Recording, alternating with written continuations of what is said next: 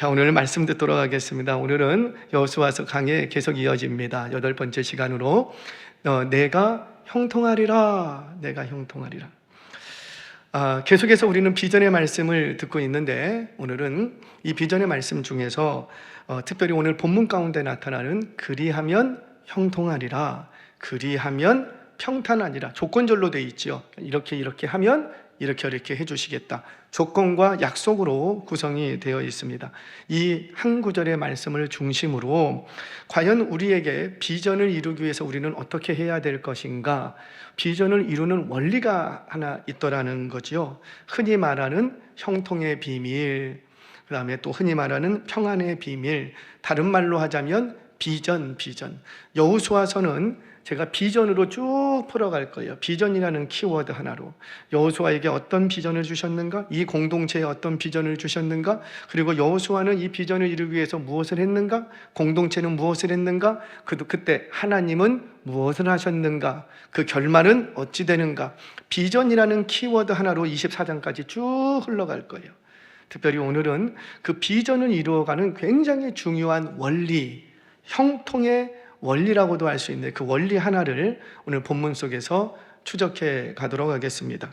자, 여러분, 여호수아서 1장을 딱 펼치면, 아직 우리 1장을 못 벗어나고 있는데 1장을 딱 펼치면 계속해서 하나님이 여호수아와 씨름 하나를 하고 있습니다. 무엇 때문에 씨름을 할까요? 여호수아에게 뭐가 생겼어요? 두려움이 생겼어요. 두려움. 계속해서 하시는 말씀이 1장 펴자마자 1장 1절 2절 지나가면서 여호수아 너 두려워하지 말라, 놀라지 말라, 오직 강하고 담대하라, 놀라지 말라, 내가 너와 함께, 몇 별의별 말씀을 다 하시는데 결국 뭐냐면 여호수아가 지금 뭐 하고 있다고요? 두려워하고 있다라는 겁니다. 여호수아에게 일어나는 감정 하나를 자꾸 이야기하시는 거예요. 감정 이야기를 하세요. 어디 성경에도 이렇게까지 감정을 치열하게 붙들지 않으셨는데, 유독 여호수아서에 와서만은 여호수아 안에 일어나는 내부의 사건, 감정을 가지고 자꾸 우리 하나님이 말씀을 하시더라는 거죠. 여러분, 감정이라는 것은 모든 인간에게 일어나는 정상적인 것들이에요. 그러니까 내 안에 두려움이라는 감정이 일어나는 것은 정상이다, 비정상이다? 정상이라는 거죠. 그러니까 두려워할 만한 상황 속에 두려움이 일어나는 건 정상이에요. 두려움이 일어나야 되는데 두려움이 일어나지 않아. 그러니까 막 불 속에라도 막 들어가는 거죠. 막 모르고 이게 얼마나 무서운 것인지를 내가 몰라, 못 느껴. 내 안에 두려움이 일어나지 않으면 그 두려운 상황 속으로 막 들어가는 거예요. 우리가 두려운 상황이 내 앞에 위기의 상황이 펼쳐질 때 두려움을 느끼면 우리는 그 상황을 피합니다. 그래서 살아남을 길이 열리는 거죠. 자, 마찬가지로 두려운 상황에서 두려움이라는 감정이 일어나는 건 정상이다, 비정상이다? 정상이다. 그러면 기뻐할 만한 일에는 기뻐하는 게 정상이다, 비정상이다? 정상이다. 기뻐하는 일을 만났을 때, 와, 우리 하나님이 이렇게 축복하셨구나, 기쁨이 일어나는 게 정상이라는 거예요. 아멘이세요? 왜 그런데 기쁜 찬양을 불러도 슬픈 찬양을 불러도 전혀 내 속에는 아무런 감정이 일어나지 않아? 정상이다, 비정상이다? 우리 옆분들하고 얘기합시다. 약 드시고 오셨습니까? 그러니까 기뻐할 만한 일에 기뻐하는 거는 정상이라고요. 내 마음, 뭐였죠? 지금 방금 부른 찬양이 내 마음 속에, 그래, 내 마음 속에 주가 항상 계셔, 기쁘다. 주 나의 마음에 계셔 인도하시네. 어찌 내가 주를 떠나서. 기쁘세요? 근데 왜 얼굴들은 왜 그래요? 찬양 부르는데 기쁜 찬양을 불러도 아무런 감정이 일어나지 않고, 십자가의 보혈의 공로 너무 슬픈 찬양을 부르는데도 내 안에 아무런 감정이 일어나지 않고 있다면 정상이다, 비정상이다? 비정상이다. 지금 뭘 얘기를 하려고 하냐면 감정이라는 것은 사실 상황 속에서 정상적으로 작동하면 그게 이상한 게 아니라는 거죠. 내게 유익한 거라는 거죠. 그런 점에서 지금 성경은 여호수아에게 일어나는 감정을 이야기하고 있습니다. 그러면서 여호수아로 하여금 자꾸 회상하게 만드는 게 있는데 그게 뭐냐면 너 왜 이렇게 두려워하고 있니? 너 이전에는 두려워하지 않았잖아. 너 38년 전 가데스 바네아에서 똑같은 상황 속에 그 가나안 7족 속에 있는 그 거인족과 철병거로 무정한 그 가나안족 속에 들어갈 때 너 하나도 두려워하지 않았었잖아. 그런데 왜 지금은 너 두려워하고 있니? 너 모세 그늘 아래 있을 때 지난 38년 동안 너 한 번도 두려워하지 않았잖아. 그런데 왜 지금은 너 두려워하고 있니?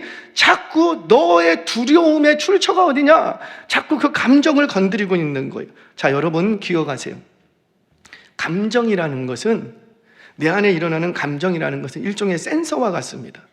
센서는 본질은 아니에요. 그런데 그 센서가 정상적으로 작동하는 것을 통해서 본질의 상태가 어떤지를 확인할 수가 있습니다. 예를 들어 볼게요. 여러분 온도계가 있어요. 온도계에는 센서가 있죠. 뭘 감지할 수 있는 센서가? 온도를 감지할 수 있는 센서. 예를 들어서 온도계를 딱 걸어놨는데, 여기다 딱 걸어놨는데 온도계의 수은주가 이렇게 올라가. 그러면 우리가 있는 이 공간은 춥다, 덥다. 그래요. 덥다. 뭘 통해서 우리는 확인할 수 있죠? 온도계가 이렇게 올라가는. 아침에 눈을 뜨고 이렇게 딱 아침에 일어났는데 일어나자마자 머리가 띵 하고 컨디션이 좀 안 좋아. 그래갖고 이렇게 건을 대고 온도를 체크했더니 37.5도 막 이래. 그러면은 어떻게? 내 지금 몸에 감기가 올려나? 내가 지금 몸 상태가 지금 별로 어딘가 이상이 생기는 건가? 알 수 있어요? 몰라요? 알 수 있다는 거죠. 뭘 통해서? 그렇죠. 온도계라는 센서를 통해서. 여러분, 제가 조금 더 설명을 할게요. 저희 집에 압력솥이 있어요. 압력솥 아세요? 밥도 짓고 고구마도 짓고 탁 치면, 저희 집은 밥을 할 때 여지껏 압력솥으로 밥을 했어요. 근데 사모가 하도 투덜거려서 압력 밥솥으로 하나 얼마 전에 쿵 바꿨어요. 그래서 압력 밥솥을 하나 딱 놨어요. 근데 압력 밥솥이나 압력솥이나 원리는 똑같아요. 그렇죠. 제가 저 밥 잘해요. 할렐루야. 어렸을 때부터 어머니가 새벽에 5시, 6시면 나가시면 제가 이제 밥을 하고 저녁에 9시 넘어서 들어오시니까 저녁 밥을 제가 학교 갔다 오면 합니다. 그러면은 이렇게 손을 넣어갖고 손등에 어디까지 물이 오면 된다. 몇 번 씻고 그렇게 하고 압력솥으로 탁 잠궈요. 그러면 한참 있으면 그때부터 그 위에 꼭대기에 있는 꼬다리 하나가 돌아가기 시작합니다. 지금 뭐가 되고 있는 거예요? 밥이 되고. 그러다가 이게 돌아가는데 막 돌아갑니다. 그러면 지금 이제 거의 밥이 다 됐어. 제가 알까요, 모를까요? 알아요. 제가 밥이 다 됐는지 안 됐는지 소뚜껑을 열어보지 않아도 뭐만 보면 그거 꼬다리 그것만 보면, 이 속을 내가 들여다보지 않아도 이게 밥 짓는 게 본질인데 뭐만 보면 돌아가는 꼬다리, 그건 비본질, 본질이 아닌데 그것만 보면 내 속이 지금 어떤 상태로 되어가고 있는지 안다 모른다? 안다라는 거죠. 마찬가지예요. 센서는 본질은 아닌데 그 센서의 작동을 통해서 본질의 상태를 알 수 있게 됩니다. 자, 내 마음에서 일어나는 감정은 센서라고 했어요. 센서가 하나 작동을 합니다. 내 안에 감정이라는 것이 두려움만 있는 건 아닌데 기쁨도 있고 평안도 있고 희락도 있고 뭐 소망도 있고 많은 감정들이 있는데 그 중에서 내 안에서 두려움이라는 센서가 작동을 합니다. 그러면 이 센서의 작동을 통해서 뭘 할 수 있다? 내 영적 상태에 내 마음의 현주소가 어디에 있는지를 알 수 있다는 거예요. 우리는 아무리 입으로 나 믿음 있습니다, 믿습니다, 뭐합니다 다 해도 저는 모르지만 본인은 알아요. 내 마음에서 뭐가 일어나는 걸 통해서 감정. 이 상황 속에서 당신 안에 어떤 감정이 일어나고 있는가? 감정이 일어나고 있는가? 여러분 찬양을 부르는데 기쁜 찬양을 막 불러요. 그러면 내 마음이 하나님께 향해 있고 예배에 있으면 그 기쁜 찬양을 부르면서 어떨까요? 기쁨이라는 감정이 일어나.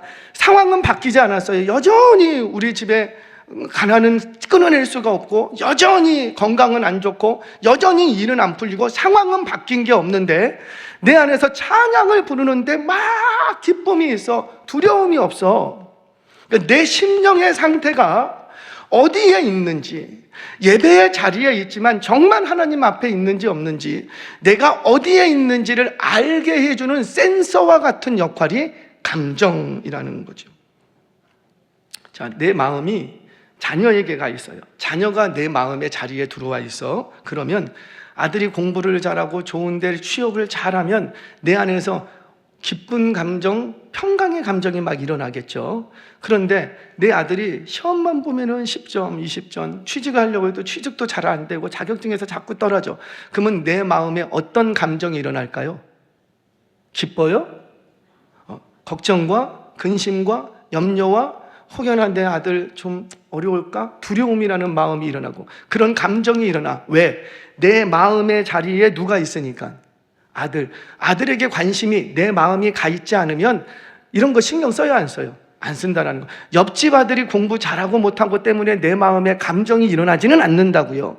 그러니까 내 마음이 어디에 자리하고 있느냐에 따라서, 내 마음이 어디에 자리하고 있는지를 알게 해주는 센서 하나가 있는데 그게 감정이라는 거예요.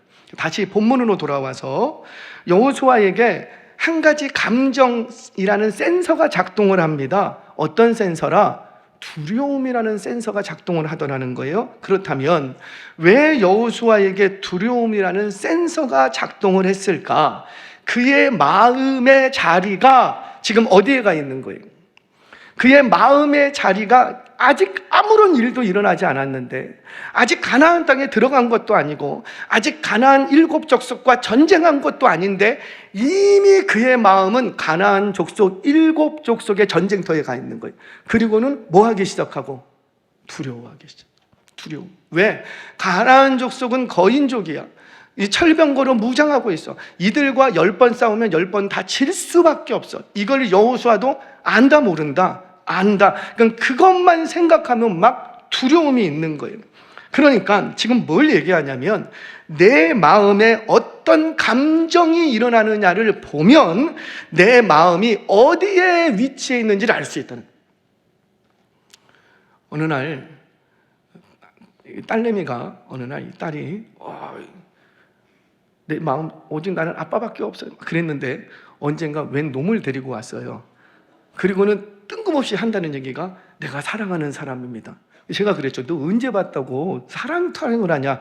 그랬더니 뭐라고 하냐? 내 마음이 이미 그에게 가버렸어. 여러분, 사랑이라는 건 마음이 가는 거예요.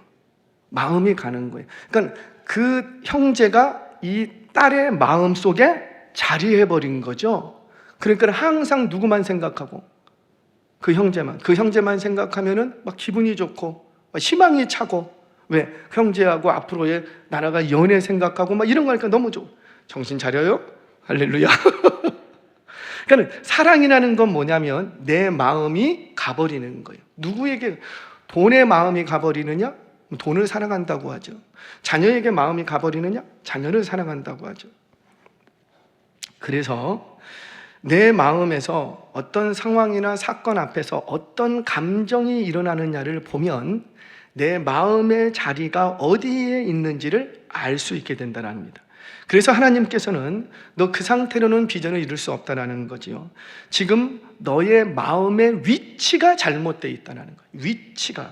너의 마음의 위치가 잘못되어 있기 때문에 지금 너에게 두려움이라는 감정의 센서가 작동을 했다. 그러면 지금 나에게 두려움이라는 센서가 작동을 했다면 뭘 깨달아야 돼요? 본인은 내가 믿음이 있다고 막 얘기는 하고 있지만 내 마음의 자리가 지금 뭔가가 잘못되어 있구나. 이걸 깨달아야 된다는 거죠. 그리고는 빨리 마음의 위치를 다시 잡으라는 거예요. 마음의 위치를 다시 잡아야 비전을 이룰 수 있다라는 거예요. 마음의 위치만 잘 잡아도 두려움이 물러나고 형통하게 되고 평탄케 되는 은혜가 있을 줄 믿으시기를 바랍니다. 자, 그러면 우리의 마음의 위치를 어디에 두어야 하는가? 우리 7절 8절 말씀 같이 한번 읽겠습니다. 시작. 오직 강하고 극히 담대하여 나의 종 모세가 내게 명령한 그 율법을 다 지켜 행하고 우로나 좌로나 치우치지 말라. 그리하면 어디로 가든지 형통하리니 이 율법책을 내 입에서 떠나지 말게 하며 주야로 그것을 묵상하여 그 안에 기록된 대로 다 지켜 행하라. 그리하면 내 길이 평탄하게 될 것이며 내가 형통하리라. 아멘. 지금 뭘 말해요? 너의 마음의 위치를 어디에 두라? 말씀에 두라. 힘들고 어려우십니까? 불평이 나옵니까? 그럼 십자가 한번 더 바라보라고요. 내 마음의 위치가 십자가 밑으로만 조금만 가도 모든 게 다 감사로 바뀔 수 있는데 내 마음의 위치가 언제부턴가 십자가에서 멀어져 있다라는 거죠. 언제부턴가 그 말씀에서 멀어져 있다라는 거예요. 이 전쟁을 하면 우리가 이길까 질까? 이 여호수아, 너 그거 생각하고 있지 말고 제발 너의 마음을 가나안 7족속에서 떼어내어서 다시 나의 약속의 말씀에 두라는 거예요. 여러분, 우로나 좌로나 치우치지 말라 말씀하십니다. 우리 이 말씀대로 살고 싶어요. 아멘이세요? 그러면 어디가 내가 지금 우로 치우쳤는지 좌로 치우쳤는지 뭘 알아야 우로 치우치지 않든 좌로 치우치지 않든 뭐 그럴 거 아니에요. 그러면 그걸 어떻게 알 수 있다? 기준이 뭐가 있어야지. 기준이 있어야지 이 기준에서 내가 오른쪽으로 치우쳤는지 왼쪽으로 치우쳤는지 알 수 있을 거 아니에요. 근데 그 기준이 뭐라? 말씀. 그러니까 우로나 좌로나 치우치지 말라라는 것은 너 자꾸 가나안 7족속에게 마음 두지 말고 너 그 마음을 빨리 옮겨서 어디에 마음을 두라? 하나님의 약속의 말씀에 마음을 두라는 거예요. 오늘 주신 말씀 앞에 나를 달아보고 내가 말씀에서 얼마나 벗어났는지, 얼마나 부족한 삶을 살고 있는지를 빨리 확인해 보라는 거죠. 근데 예배는 드렸으나 말씀에 마음이 없어. 말씀에 마음이 없고 그냥 오늘 예배 빨리 끝나나 안 끝나나, 오늘 점심에 밥은 뭔가, 자꾸 다른 데 마음이 가 있으면 우리는 늘 걱정, 근심, 초조, 원망, 낙심, 의심, 그거밖에 없다라는 거죠. 그렇게 말씀 앞에 나의 마음을 다시 위치시킬 때 형통한 인생이 되는 줄 믿으시기 바랍니다. 정말 그런가? 말씀을 통해서 확인하죠. 요한복음 15장 7절 말씀 같이 한번 읽겠습니다. 시작. 너희가 내 안에 거하고 내 말이 너희 안에 거하면 무엇이든지 원하는 대로 구하라. 그리하면 이루리라. 잠깐만 띄어놔 주세요. 지금 예수님께서 제자들에게 무엇이든지 원하는 대로 구하라. 그리하면 이루리라. 형통의 비밀 하나를 딱 얘기해 줍니다. 공식 하나를 얘기해 줘요. 어떤 공식? 너의 마음의 거처가 어디냐? 너의 마음의 위치가 어디냐? 그 위치만 잘 잡으면 자동적으로 이 문제 풀린다라는 거지요. 그 마음의 위치를 어디에 두고 너희가 내 안에 위치하고 너희 마음을 내 말에 위치시키면 너희에게 있는 그 모든 구하는 것들이 다 이루어지리라. 지금 뭘 얘기하냐면 이 제자들이 대단한 능력을 받고 은사를 받고 엄청난 믿음을 갖게도 그런 거 아니라고요. 그저 뭐만 바꿨어요. 뭐만 옮겼을 뿐인데, 그렇죠. 마음의 위치만 옮겼을 뿐인데, 이걸 조금 고상한 말로 뭐라고 하냐면 영적 싸움 이렇게 얘기합니다. 우리는 영적 싸움이라고 하면 무슨 마귀하고 막 씨름하고 자꾸 이런 걸 생각하는데 그런 것도 있을 수 있어요. 그러나 우리가 대부분 겪어가는 영적 싸움은 뭐냐면 내 마음의 위치를 어디에 둘 것인가, 그 싸움이라고요. 돈이 딱 생겨서 이 돈 앞에서 내가 마음의 위치를 어디에 둘 것인가, 자녀에게 문제가 생겨서 이 문제 앞에 내 마음을 어디에 둘 것인가.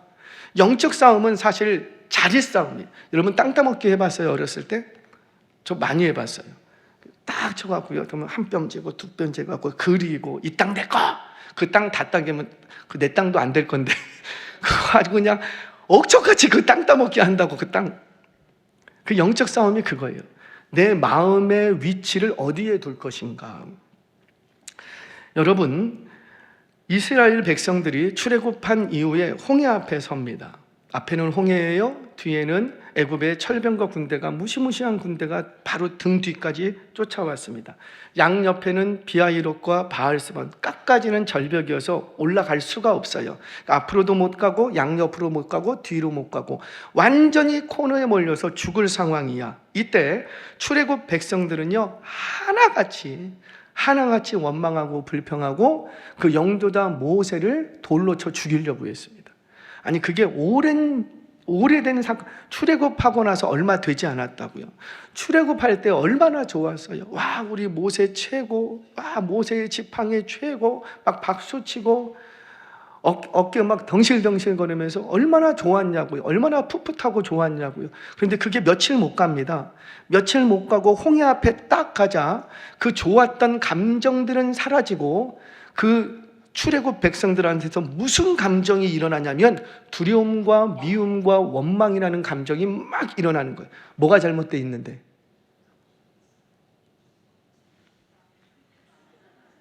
뭐가 잘못되어 있는데? 마음의 위치가 위치가. 그때 한 사람만이 똑같은 상황에서 일어나는 감정이 달라. 이 중에도요, 우리 똑같은 자리에서 똑같은 말씀을 듣고 똑같은 찬양을 해도 일어나는 감정이 달라. 그때 한 사람만은 딱 감정이 달라. 그게 누구라? 모세가 뭐라고 해요? 너희는 두려워하지 말고 가만히 있어서 오늘 너희를 위하여 행하시는 구원을 보라. 무슨 말이에요? 열망하라, 기대하라, 하나님이 하실 일을 너희 갈망하라, 이런 뜻이에요. 여러분, 이 말 속에 두려움이 있어요? 없어요? 없어. 얼마나 확신에 차 있는지 몰라요. 기대에 차 있는지 몰라요. 비전에 차 있는 거예요. 왜 그런 거예요? 그의 마음이 어디로 가 있으니까? 하나님의 말씀 앞에 가 있기 때문이라는 거죠. 모세는 똑같은 상황 속에서 몸뚱이는 홍해 앞에 있지만 그의 마음은 이미 기도에 노를 저어서 이 말씀의 배를 타고 하나님의 앞에 가 있더라는 거죠. 그러니 그에게 두려움이 있다 없다? 없다. 뭐만 바꿨을 뿐인데 마음의 위치만 바꿨을 절대 평안인 거예요. 사랑하는 여러분, 저와 여러분이 이 모세가 누렸던 절대 평안을 저와 여러분도 누리시기를 주의 이름으로 축원합니다. 그러려면 뭐를 얻어서 절대 평안이 아니라고요. 뭐만 바꾸면 되겠다? 마음의 위치.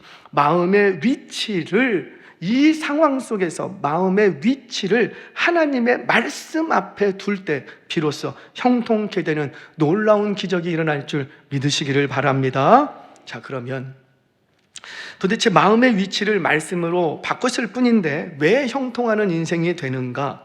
바로 마음의 위치를 말씀 앞에 잡는 사람들에게서 일어나는 현상 때문에 그렇습니다. 현상. 그 현상이 뭔가 좀 보겠습니다. 우리 10절, 11절 말씀 같이 읽겠습니다. 시작. 이에 여호수아가 그 백성의 관리들에게 명령하여 이르되 진중에 두루다니며 그 백성에 명령하여 이르기를 양식을 준비하라. 사흘 안에 너희가 이 요단을 건너 너희의 하나님 여호와께서 너희에게 주사 차지하게 하시는 땅을 차지하게 위하여 들어갈 것임이니라 하라. 아멘. 지금 여호수아가 뭘 하기 시작하냐면 방금 전까지 두려워서 자기 천막에서 나오지를 않았다고요. 머리를 싸매고 끙끙끙끙끙끙 앓으면서 어떻게 해야 되나 두려움에 있던, 바깥 출입을 하지 않던 이 여호수아가 갑자기 밖에 나가더니만 모든 관리 다 모여 리더진을 부릅니다. 딱 관리를 다 모고는 그리고는 뭐 하기 시작하는 거예요? 선포하기 시작하는 거예요. 명령하기 시작합니다. 진중을 두루 다니라. 진중을 두루다니면서 양식을 준비하라고 백성들에게 전해라. 사흘 안에 우리 이 요단을 건너서 하나님이 말씀하신 차지하게 하시는 땅으로 들어갈 거다. 무슨 말이에요? 전쟁 준비하라는 거예요. 이 말 속에, 이 선포 속에 여호수아가 두려움이 있어요, 없어요? 없어. 얼마나 확신에 차 있는지 몰라요. 명령하는 거죠.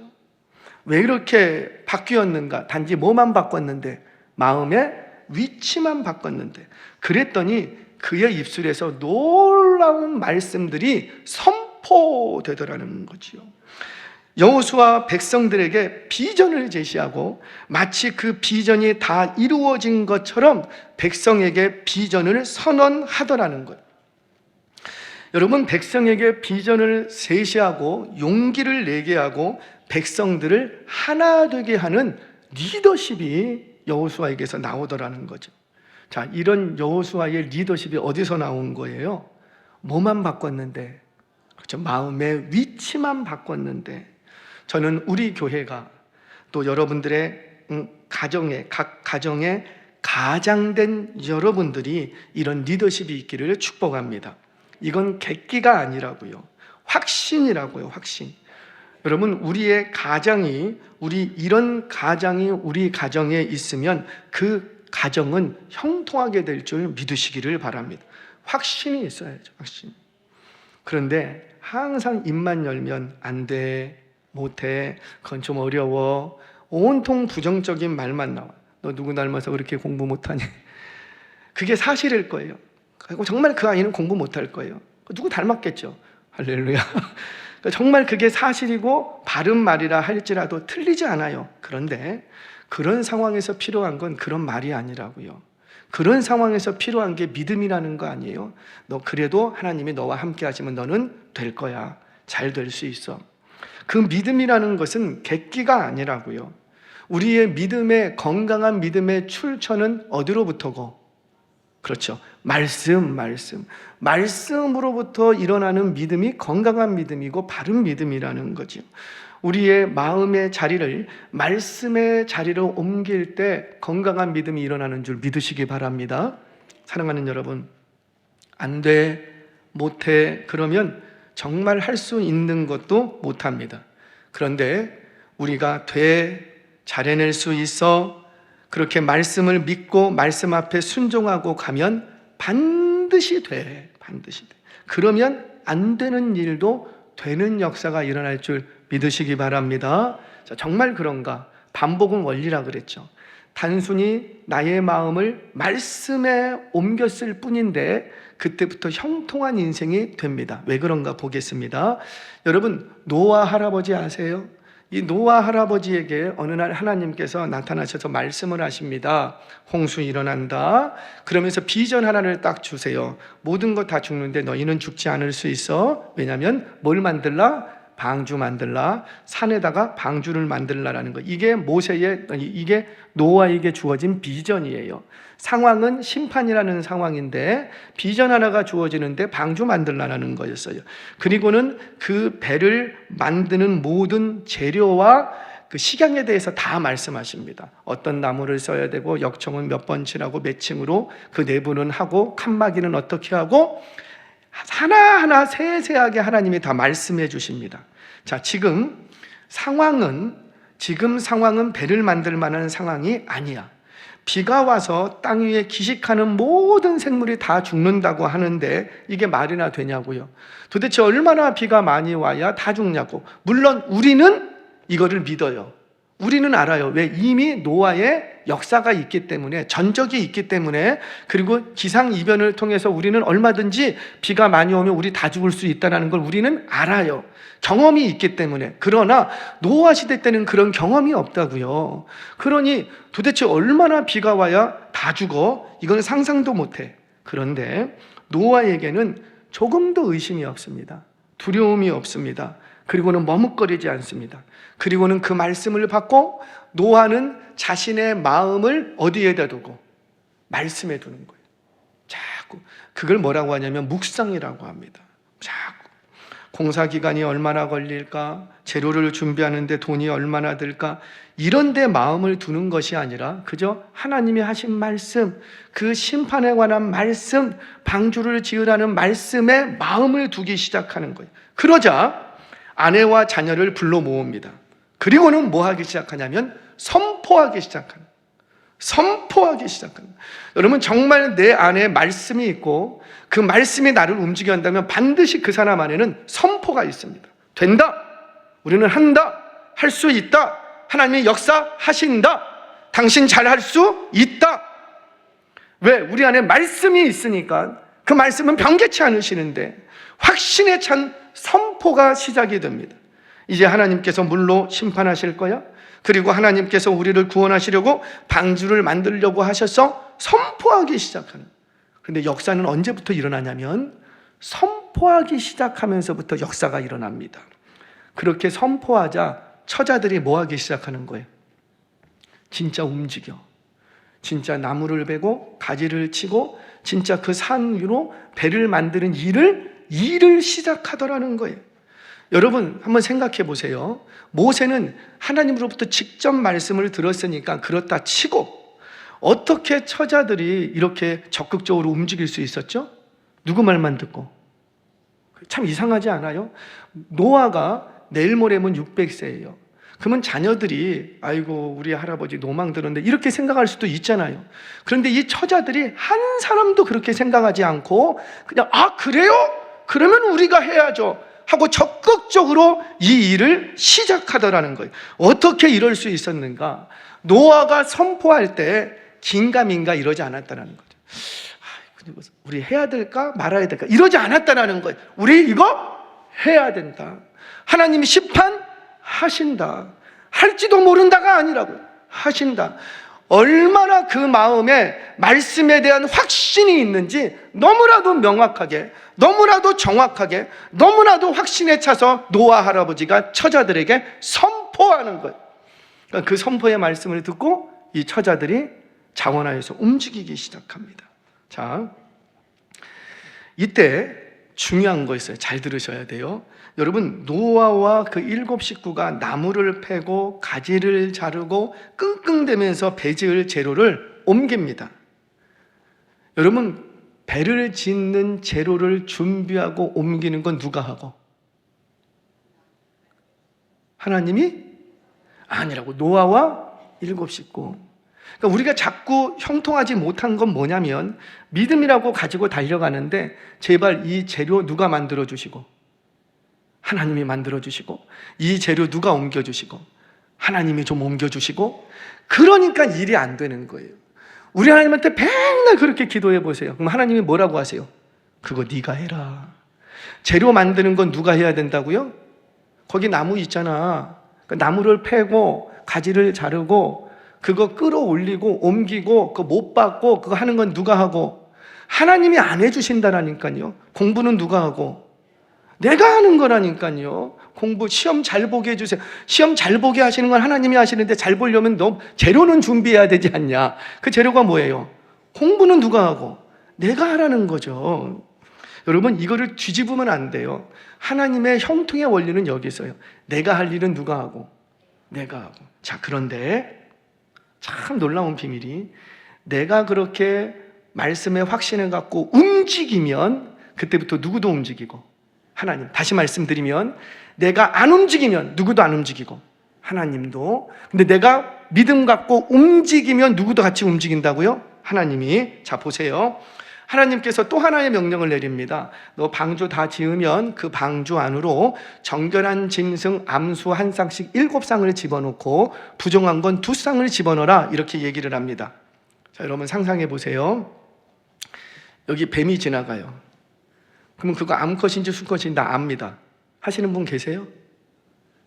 아니 그거 암컷인지 수컷인지 어떻게 그 기어다니는 거 잡아갖고 확인하고. 아니 그 짐승이 한두 마리냐고요. 그는 또 정결한 짐승은 또 7쌍을 해야지 돼.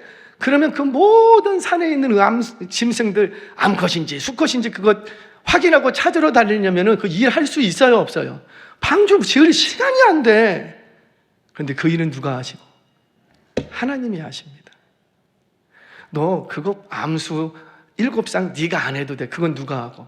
자, 방주를 다 만드니까 방주 앞에 짐승들이 몰려들기 시작합니다. 근데 이렇게 봤더니 몇 쌍씩 모이는 거예요. 암수 정결한 건 7쌍, 그 다음 부정한 건 2쌍이 모아와. 그 모여오게 하는 건 누가 하시고? 하나님. 근데 들여보내는 건 누가 들여보내고? 노아가. 왜? 숫자를 세야 되거든. 이걸 왜 숫자를 세게 하냐면 숫자를 세면서 7쌍이래? 7쌍이네? 와, 우리 하나님 정확하네? 반드시 하나님 역사하시겠네? 자꾸 뭐가 생기는 거예요? 그 믿음이 더욱더 강화되는 거예요. 야, 하나님 놀랍다. 이건 2쌍 정확하네? 숫자를 세면서 다 들여보냅니다. 들여보내는 건 누가 들여보내고? 노아가. 자, 근데 다 들여보내니까 문이 딱 닫힙니다. 문을 닫는 건 누가 닫고? 하나님이. 뭘 얘기하냐면 하나님은 하나님의 일을 하시고 내가 할 일은 누가 하고? 내가 한다라는 거예요. 내가. 자, 그리고 나서 방주 안에서 377일간의 여정이 시작이 됩니다. 여러분 참 상상 한번 해보세요. 배 안에 온통 짐승들이에요. 온통 짐승. 그러면 조용한 짐승도 있지만 시끄러운 짐승도 있어요, 없어요? 있어요. 근데 배 안에서 그 온 짐승들이 시끄럽게 짝짝짝짝짝짝짝 아침 저녁으로 막 지저대면 이 방주 안이 천국이에요, 지옥이에요? 그런데 한 마리도 시끄럽게 지저귀는 짐승이 없었대요. 이거 다 누가 정리하시고? 하나님이. 자, 사자와 토끼가 한 방에서 이리와 양이 함께 지냈대요. 여러분, 독사와 함께 잠을 잤대요. 여러분들은 믿음이 좋으시니까 여러분들 안방에다 독사 풀어놓고 잘 수 있죠? 그런데 독사가 주변에 기어다녀도 전혀 걱정, 근심, 염려가 없어. 그거 누가 다 정리하시고? 하나님이. 그렇게 377일 동안 수많은 짐승들이 방주 안에서 생활하는데 하나도 불편한 게 없어. 하나도 어려운 게 없어. 근심 걱정할 게 하나도 없어. 왜 그런가? 하나님의 말씀에 순종하고 그 말씀대로 선포하고 내가 움직이기 시작하자 나머지는 다 누가 하시더라? 하나님도 함께 움직이시더라는 거예요. 그래서 형통한 거예요. 내가 뭘 잘해서 형통한 게 아니라 나는 그저 나의 마음을 말씀에 위치하고 그저 하나님의 말씀을 확신하고 선포하고 움직였을 뿐인데 내가 움직일 때 하나님은 하나님의 일을 하시더라는 거지요. 그래서 형통한 인생이 되는 거예요. 말씀을 정리하겠습니다. 사랑하는 여러분, 지금 여러분의 마음의 자리는 어디에 와 계십니까? 우리는 분명 오늘 예배를 드리고 있고 분명 오늘은 찬양을 부르고 찬양 때 너무너무 감사하고 방송실 너무 감사하고 찬양팀 반주자 너무너무 감사해요. 우리 예배의 자리에 있기는 하는데 몸뚱이는 예배의 자리에 있는데 말씀을 아무리 들어도 기쁘지 않고 말씀을 아무리 들어도 마음에서 죄책감이 일어나지 않고 부끄러움이 일어나지 않고 전혀 내 마음에 감정에 미동이 없다. 죄송해요. 그러면 그건 뭐가 잘못되어 있는 거예요? 마음의 위치를 지금 잘못 갔다는 거예요. 아직도 명절에 가 있고 여행지에 가 있고 친척집에 가 있고 아직도 내 마음이 거기 가 있다면 오늘 이 예배 자리에 몸뚱이는 와 있지만 여전히 내 마음이 불편하고 근심, 걱정, 초조, 낙심, 의심이 생긴다면 빨리 내 마음의 위치가 지금 잘못되어 있다는 걸 깨달으라는 거예요. 깨닫고 다시 뭐 하라? 다시 마음의 위치를 어디에다 갖다 둬라? 말씀에 갖다 뒀으면 그 사람에게는 반드시 나타나는 현상이 있는데 말씀을 내 마음에 새겨놓고 마음을 말씀에 갖다 놓으면 그때부터 선포하기 시작합니다. 내 입술에서 담대하게 확신에 차서 선포하기 시작합니다. 그렇게 선포하면 반드시 행동하게 됩니다. 선포는 하고 행동하지 않으면 그를 사기라 그래요. 사기치지 마시라고요. 자녀들 앞에서 믿음의 사기를 치지 마시라는 거예요. 말했고 입술로 선포했으면 반드시 그대로 행해야 하는 거죠. 그래야 우리 정직한 거 아니에요?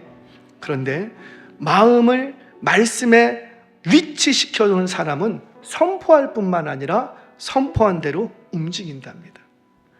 그러면 내가 움직이기 시작할 때 누구도 움직이시고 하나님도 움직이시더라는 거예요. 오늘도 이 말씀 앞에 나의 마음의 자리는 정말 말씀에 펴고 있는가? 나는 그 말씀을 믿고 선포하고 있는가? 선포하지 못하는 믿음은 가짜 믿음의 확률이 높아요. 제발 속지 마세요. 속지 마세요. 그 믿음대로 선포한 대로 나는 움직이고 있는가? 스스로 점검하며 우리의 마음을 세상 근심, 걱정, 초조, 낙심, 의심의 자리에서 떼어내어 하나님의 변개치 않는 약속의 말씀의 자리로 옮겨 놓으실 수 있는 저와 여러분 되시기를 바랍니다. 그러면 그렇게 마음의 자리만 옮겼을 뿐인데 여러분들의 삶의 자리에는 형통케 되는 하나님의 비전이 이루어지는, 원하는 대로 구하면 다 이루어지는 놀라운 형통의 역사가 일어날 줄 믿으시기를 바랍니다.